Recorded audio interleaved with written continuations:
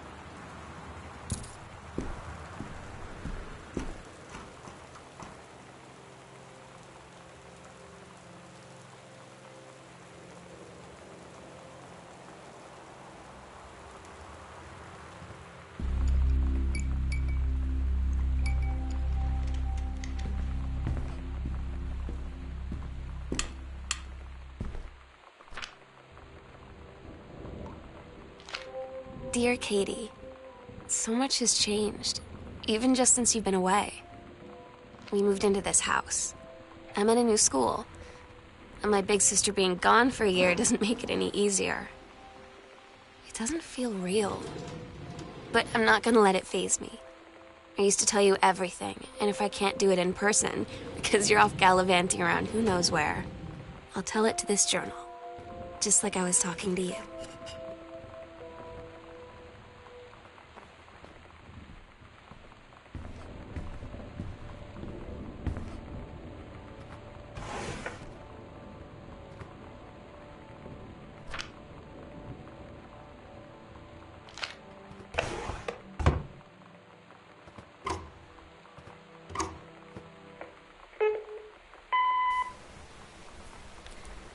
Sam?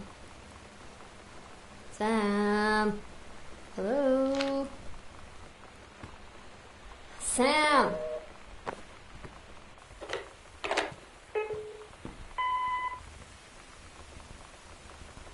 Sam, where are you? Really? I need to talk to you. Please be there.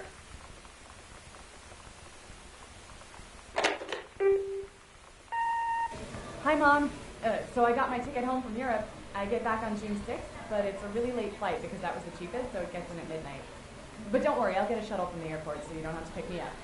Like, really seriously, you don't have to. Okay, so, love you. See you soon. Bye.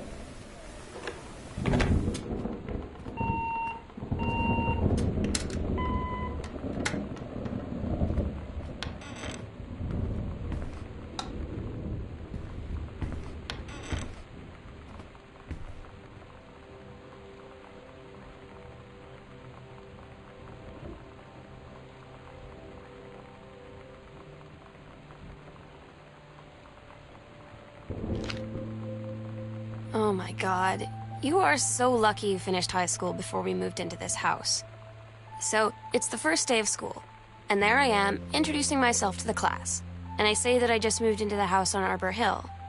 All of a sudden, every kid in the room turns and just stares like I suddenly transformed into a mutant. I just stood there, wishing pretty hard for a rewind button. Because now maybe nobody knows my name, but they all know who I am. The Psycho House girl. Great.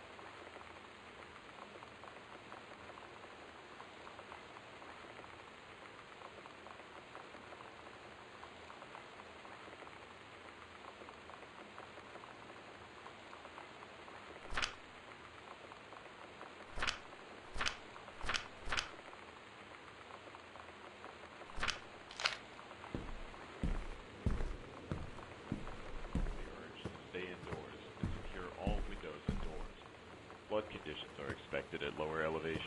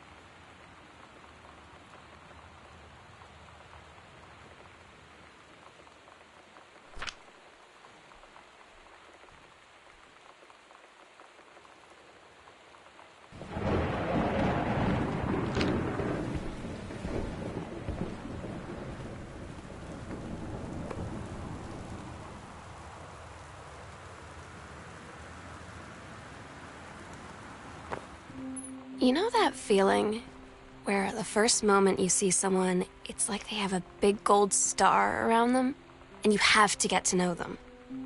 Well, there's this girl. I think she's a senior. She's usually dressed kind of punk, but sometimes I see her in this, like, army uniform, and she's always drawing in this notebook, looking so intense. I had no idea how I would ever, like, have an excuse to talk to her.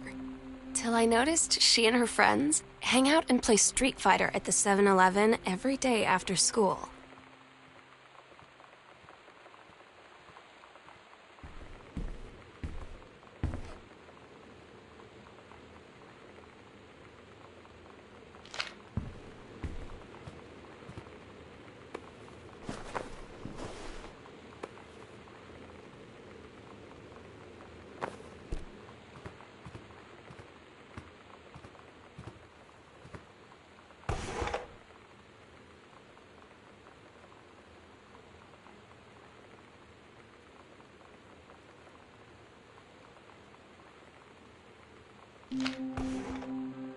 So you know what they say about the best laid plans of mice and men? Yeah, turns out it applies to Street Fighter too. At least I worked up the courage to walk into the 7-Eleven and ask for a turn, but all that practice at home did not exactly translate in the wild. So after I was finished getting my butt kicked, I followed them outside while they smoked. And that was when she asked me if I was that psycho house girl. But then she said she's always really wanted to see the psycho house. Her name is Lonnie. She's coming over tomorrow.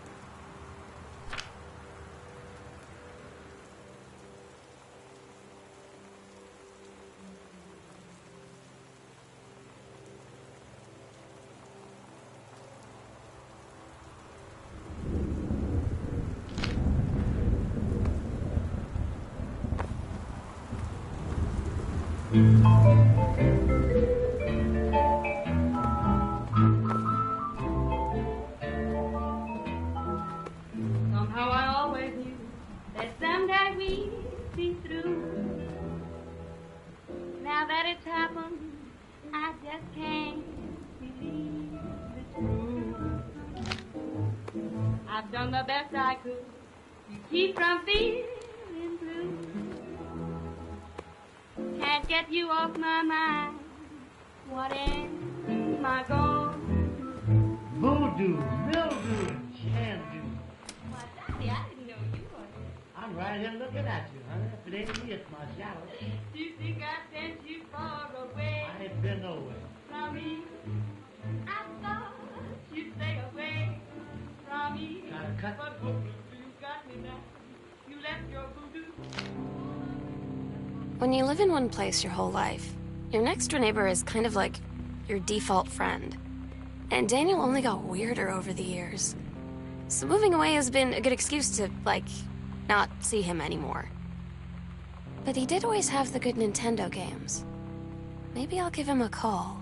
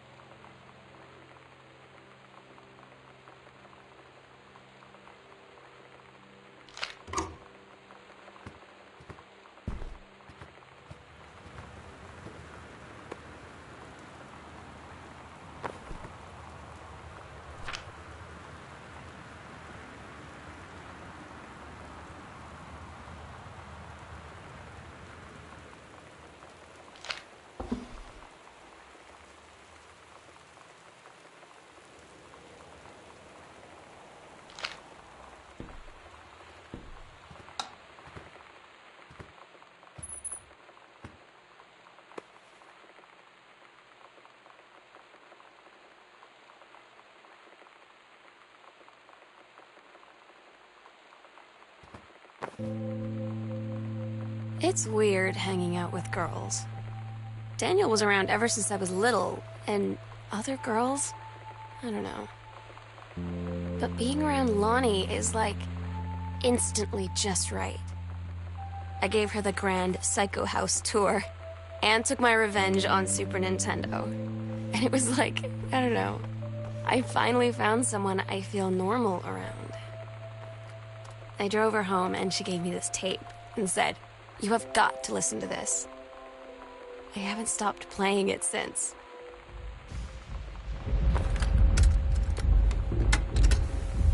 We're so cool, yeah, yeah. Yeah, we're so cool, cool. We're so cool, yeah, yeah. Fuck you too, cool schmuck.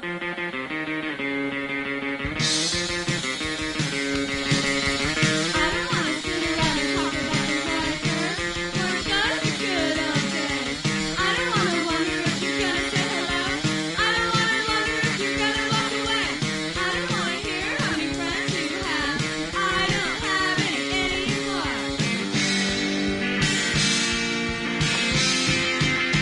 I don't want you to tell me what's so cool. I don't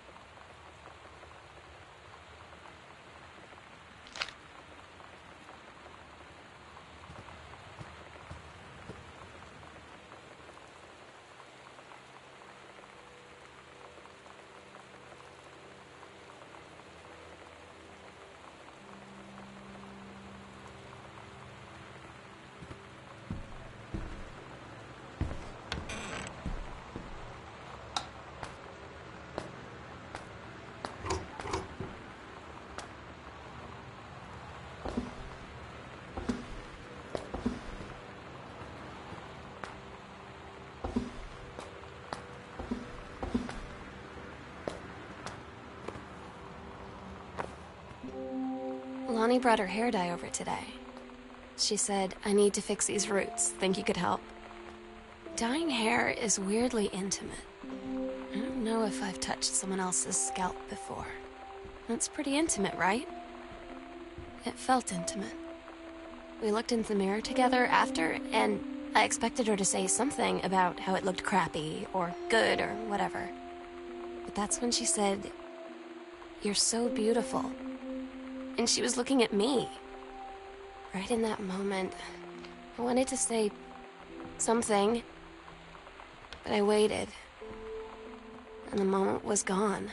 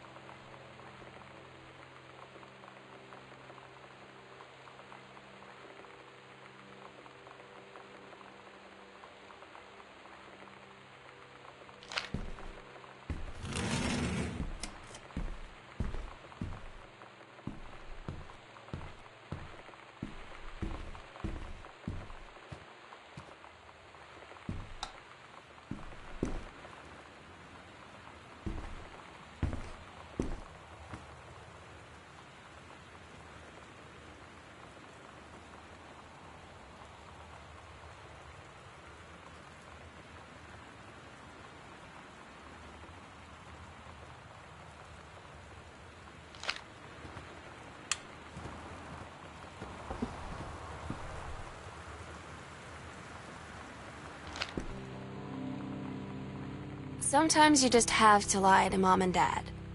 Like when Lonnie asked me to see a band with her and stay over at her friend's place in the city after. That's a lie to Mom and Dad's situation. But it was so worth it. The girls on stage were just so loud and real and awesome. And everybody was moving together like one huge tide of sound. Between two songs, Lonnie leaned over and said, "How do you like your first show?" I was so happy. I felt tears starting in my eyes. And then she up and hugged me. I think she could tell.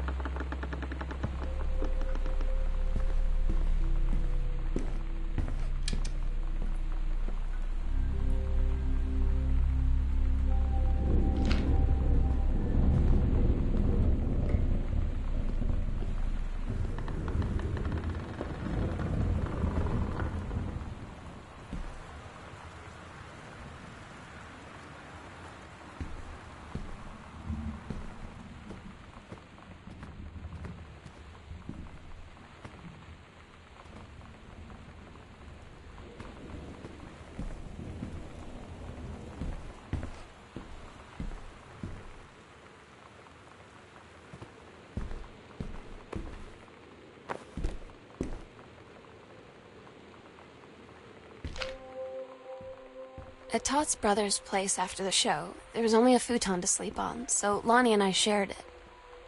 The lights went out. I was turned toward her. My eyes started to adjust, and then I could see she was looking at me, too. In the dark, she smiled. My heart was beating so fast.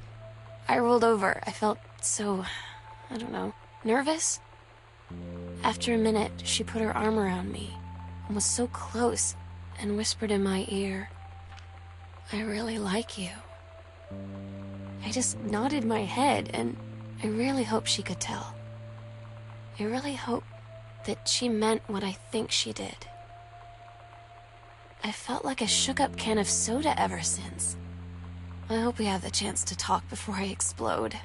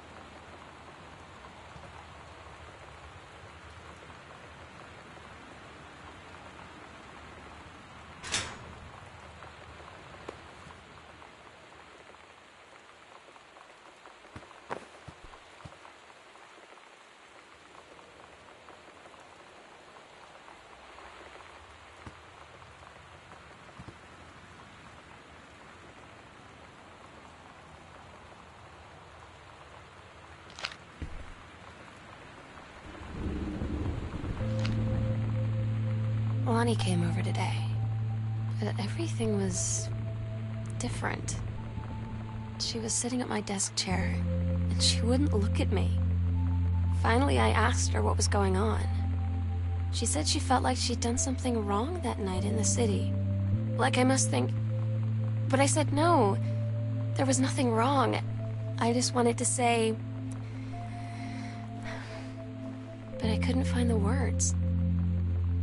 I felt like I was gonna cry, but I wasn't sad. She got up and sat next to me on the bed. I looked at her. Lonnie, do you think you could ever... And that's when she kissed me.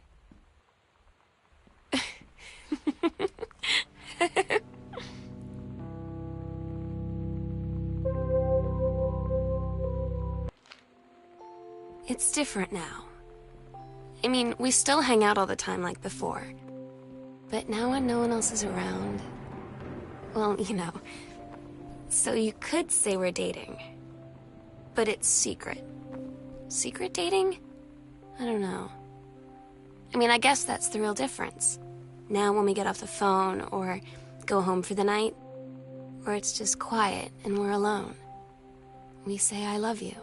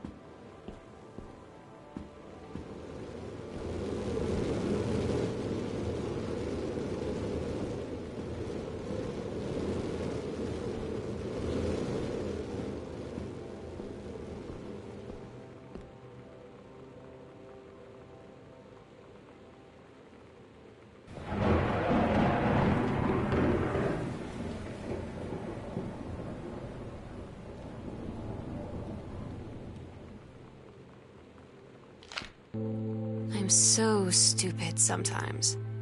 I was telling Lonnie that I got into my college summer program thing, and I was all making plans like, you should come visit me, stay in my dorm room. But she said, Sam, I ship out on June 6th. I was like, ship out? To where?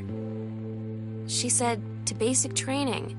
What did you think I was doing all that ROTC stuff for? I guess she's been planning to join the army right after high school since she was like 12. And I guess she's really going to do it. So I was like, after graduation, I'm just never going to see you again? She said, let's just have fun while we can.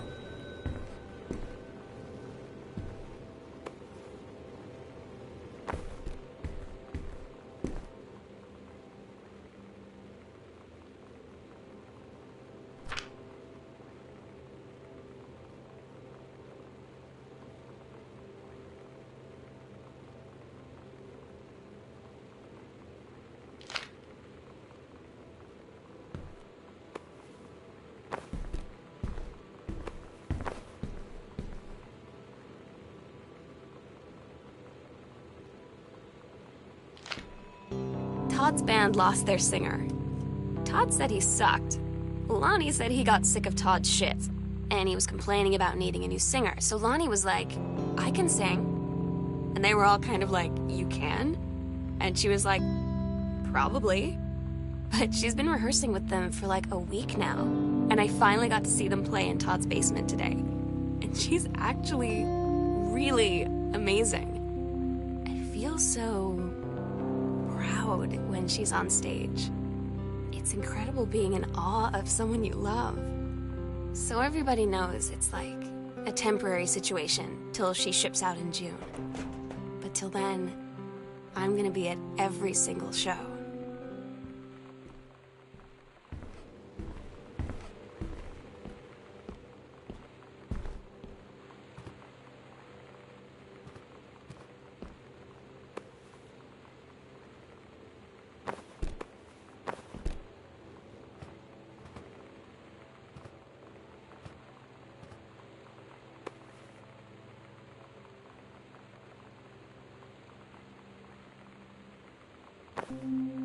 They tell you to stick with the group on field trips, Katie. There's a reason for that. Lonnie and I snuck off on the side paths at Multnomah Falls and got a little lost. Okay, a lot lost. Like, for hours. Right before the bus left, we found a trail and came running down the path, soaked and covered in mud, shouting for the bus not to leave. The school called home. Mom and Dad said, you didn't get into trouble like this before you met that Lonnie girl. But I don't think they know about us. The kids at school, though, I'm really afraid that's a whole other story. Stick with the group, Katie. Stick with the group.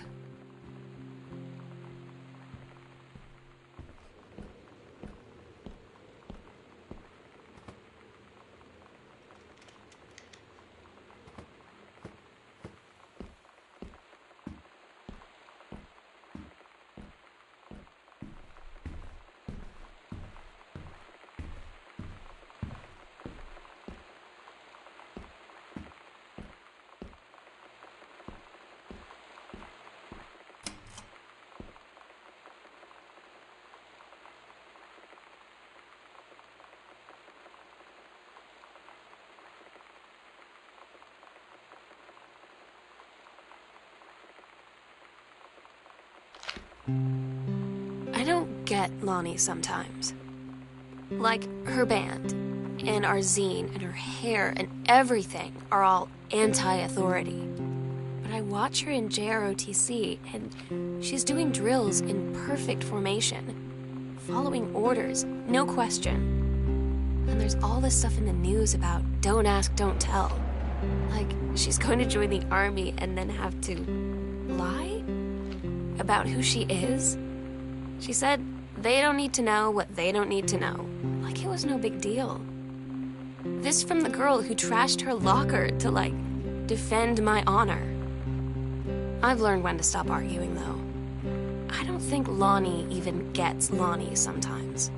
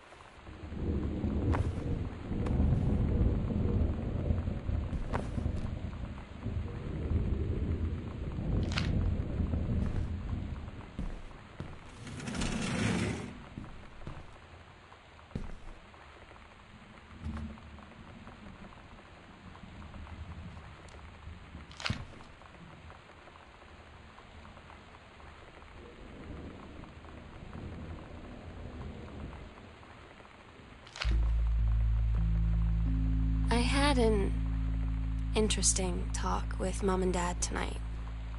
One you were never gonna need to have. I mean, you've known, right? I've known. I've known since, like, She-Ra. Mom and Dad didn't, I guess. But they saw the zine and the stuff on the locker, and they were like, is there something we should know about you and Lonnie? And so here's the thing. I was prepared for them to be mad, or disappointed, or start crying, or something. But they were just in denial. You're too young to know what you want. You and Lonnie are just good friends.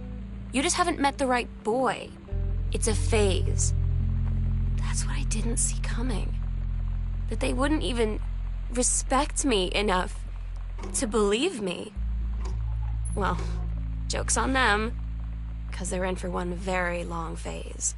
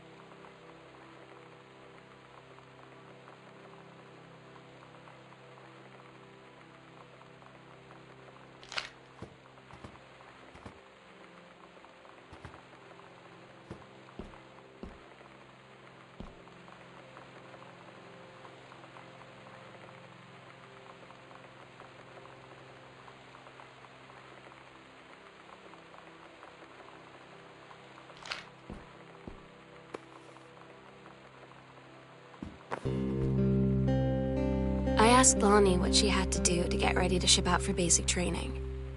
She said, not a lot, really. You're not allowed to bring anything with you. You have no possessions, no contact with the outside world while you're in basic.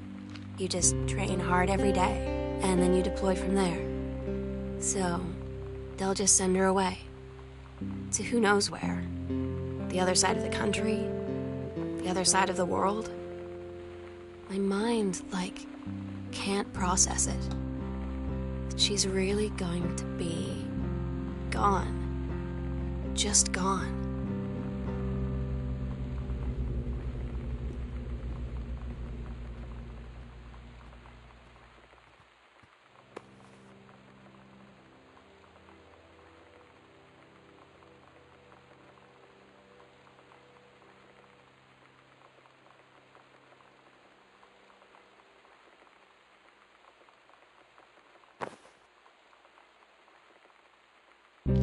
Lonnie had her going away show with her band tonight. She's so incredible on stage. When she was singing, I could practically forget everything. That we only had 48 hours left. That I don't know what comes next. That I can't live without her. Then she dedicated the last song to me.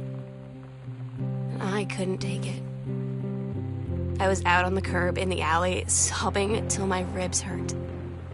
I would follow her anywhere, Katie. But I can't. Where she's going. After a long time, she found me. She said she was sorry. She said, I wish things could be different. I just wanted to make you happy. I said, I don't think you can anymore.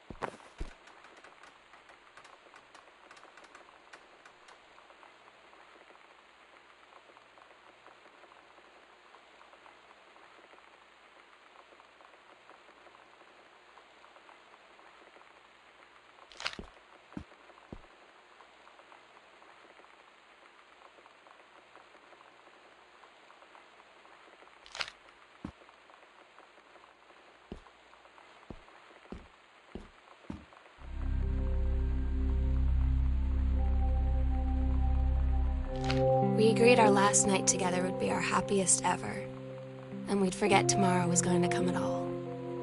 It worked for a while. We had a good time seeing Oscar off, then ran up to the attic to look through our photos, to find one for Lonnie to take with her.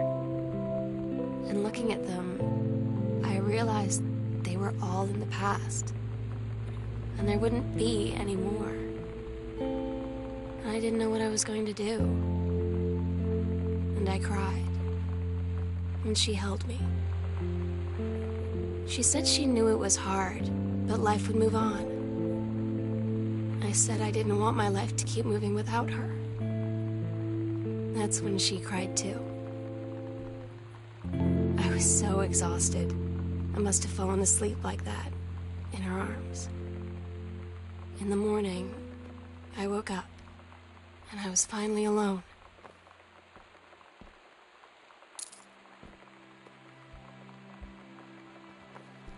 The sunset light in this house is the saddest thing I've ever seen. I just want to sleep. When I'm in the attic, it almost feels like Lonnie could still be here. She's just downstairs. I'm just waiting to hear her pull down the hatch and come running up. Maybe I'll go up to the attic and wait.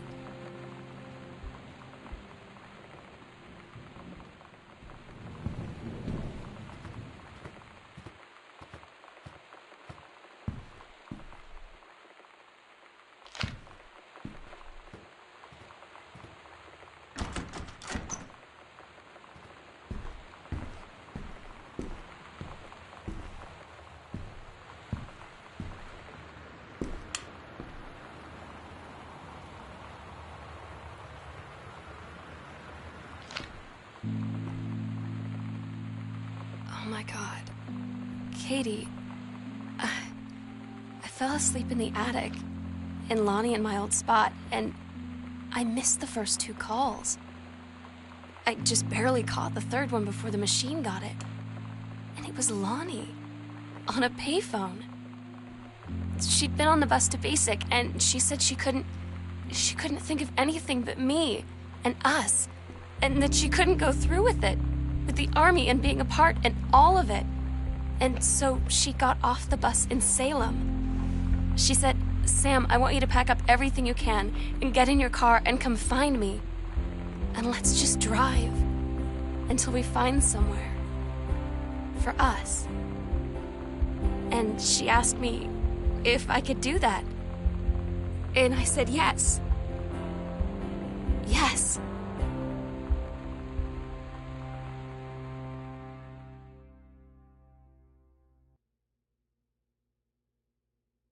Katie, I'm so sorry that I can't be there to see you in person, that I can't tell you all this myself. But I hope as you read this journal and you think back, that you'll understand why I had to do what I did. And that you won't be sad, and you won't hate me, and you'll just know that I am where I need to be. I love you so much, Katie. I'll see you again someday. Love.